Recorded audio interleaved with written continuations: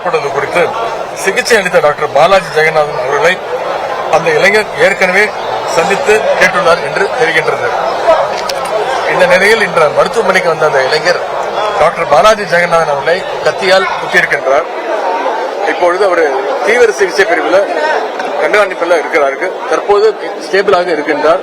இந்த ஒரு 2-3 மணி நேரத்தில் ஒரு கான்சியஸ் வந்திருக்காரு. மேலும் இதற்கான முழு விசாரணை மேற்கொள்ளப்படும். இந்த சம்பவத்தில் ஈடுபட்ட கைது செய்யப்பட்டிருக்கிறார்.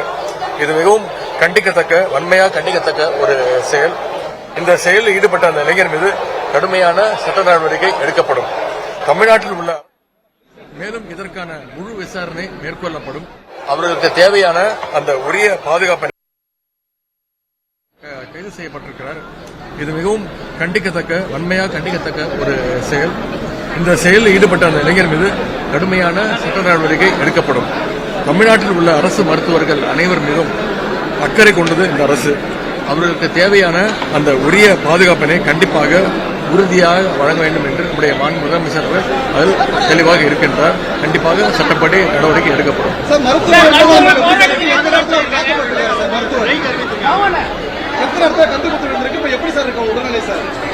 தலைப்பகுதியில் ஒரு 4 இடங்கள்ல கத்தியால் ஏற்படுத்தப்பட்ட காயம், அதேபோல இடது கழுத்து பகுதியில் ஒரு காயம், இடது தோள்பட்டையில் ஒரு காயம், இடது காதின் மடலில் ஏற்பட்ட ஒரு காயம். எல்லாத்துக்கும் சிகிச்சை அளிக்கப்பட்டிருக்கிறது. மருத்துவர்கள்லாம் கூட இருக்காங்க. அவங்க ஃபேமிலியும் வந்திருக்கிறாங்க. அவங்களுக்கு ஆறுதல் சொல்லியிருக்கிறோம். அவங்களுடைய அம்மா, அவங்களுடைய டாக்டர் மனைவி, மனைவி டாக்டர் தான் அவங்களும் வந்திருக்காங்க. அவங்க கூட இருக்காங்க. தொடர்ந்து கண்காணிப்பில் இருக்கிறாங்க. தாக்குதல் ஈடுபட்டு அவங்க தாயாருக்கு சரியான முறையில் சிகிச்சை அளிக்கப்பட்டது தாக்குதல் ஈடுபட்டு சார். ஏற்கனவே ஒரு 4 மாசமா இங்க ட்ரீட்மெண்ட் 6 மாசம். ஆமா, எந்த முறையில் சிகிச்சை அவருக்கு அளிக்கப்பட்டிருக்கு சார்? சரியான முறையில் தான் சிகிச்சை அளிக்கப்பட்டிருக்கு. ஒரு தனியார் மருத்துவமனை கூட்டு போயிருக்காங்க. அந்த மருத்துவர் இப்படி சொன்ன வச்சு இங்க வந்து காலையில வந்து ஒரு அரை மணி நேரம் பேசிட்டு இருந்துக்கிறார். கூட நர்சஸ்ல இருந்திருக்கிறாங்க. என்ன காரணம்னு தெரியல. அவரோட ஒரு தவறான ஒரு முடிவு எடுத்து ஒரு சிறந்த மருத்துவர்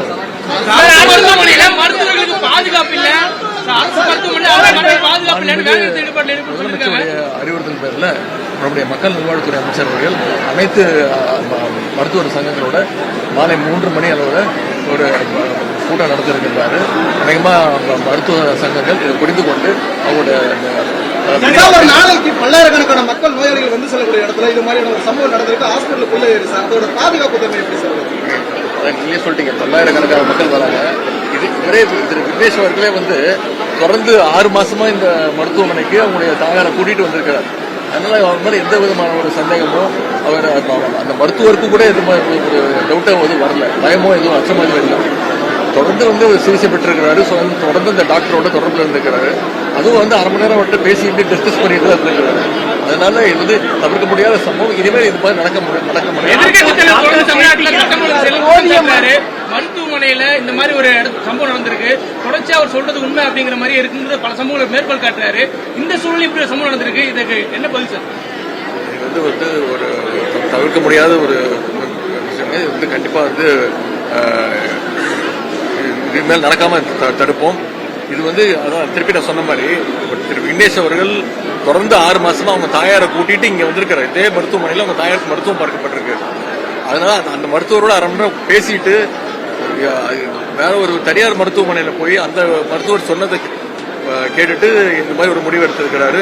இது ஒரு கோவத்தின் காரணமாகவும் ஆத்திரத்தின் காரணமாக எடுத்திருக்காரு. ஆனா கண்டிப்பா சட்டப்படி நடவடிக்கை எடுக்கப்படும். இனிமேல் இது மாதிரி நடக்காம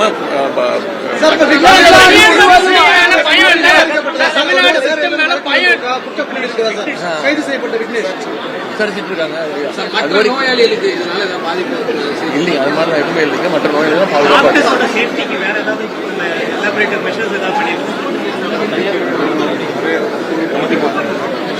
குழு ஏற்கனவே சிஎஸ் தலைமையில் ஒரு மேற்கு வங்கத்தில் சம்பவத்துக்கு பிறகு தமிழ்நாட்டிலையும் எல்லா மருத்துவ கல்லூரி மருத்துவமனைகளையும் மாவட்ட அரசு சேஃப்டி மெஷர்ஸை பொறுத்த வரைக்கும் ஒரு ப்ராஜெக்ட் ரிப்போர்ட்டை கொடுத்தோம்னா எதிர்வரும் ஆண்டுகளில் அதை செயல்படுத்துவதற்குரிய நடவடிக்கைகள்